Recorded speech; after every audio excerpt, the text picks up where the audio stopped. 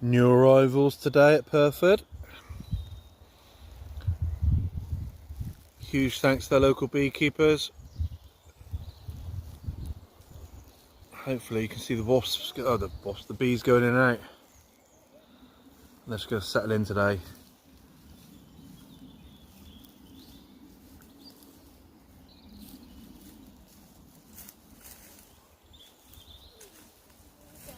Bees are doing fantastic. It'll be great for the area.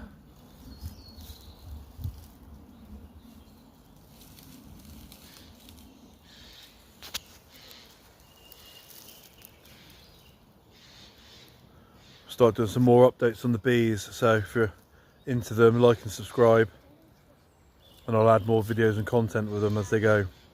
As the beekeepers arrive, we can have a look inside, see what they've been doing.